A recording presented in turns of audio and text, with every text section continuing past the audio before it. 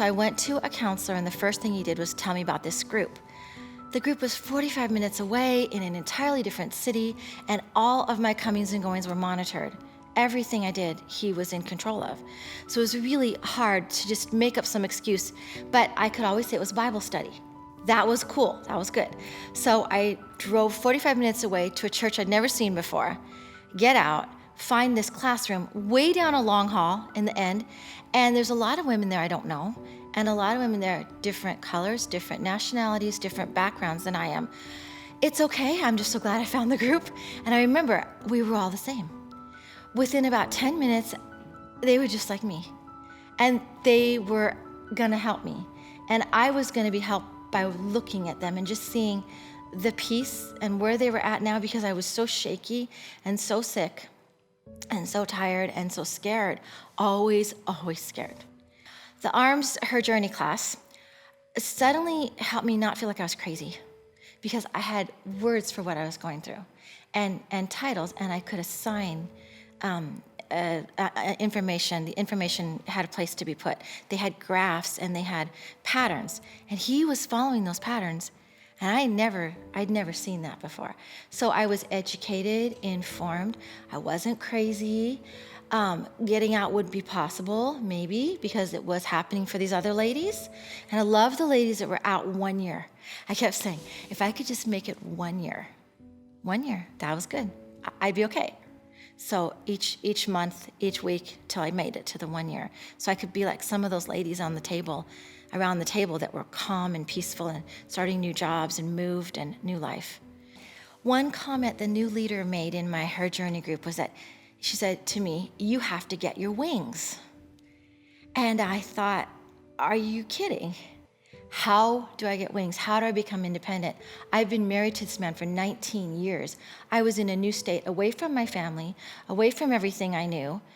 He'd isolated me from everything. I had 2 little girls, a dog, a cat, and a bird depending on me. And she wants me to get my wings. So I remember staying after class and saying, "Now, what did you mean when you say that?" And she really meant become like those other women that are there.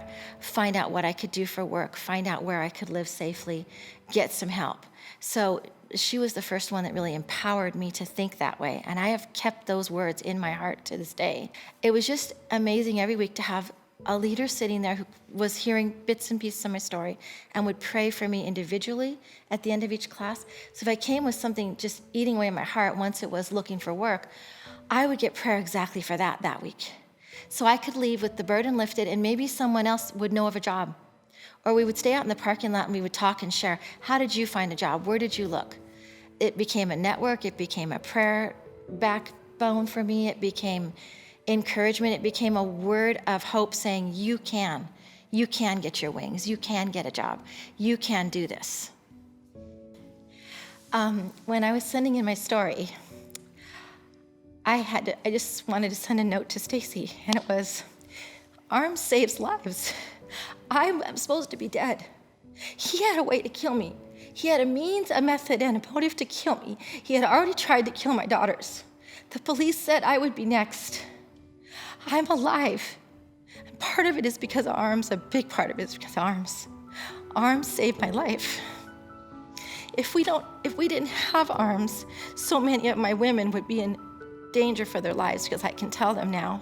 And I have more women showing up now that need to leave today than I've ever had before.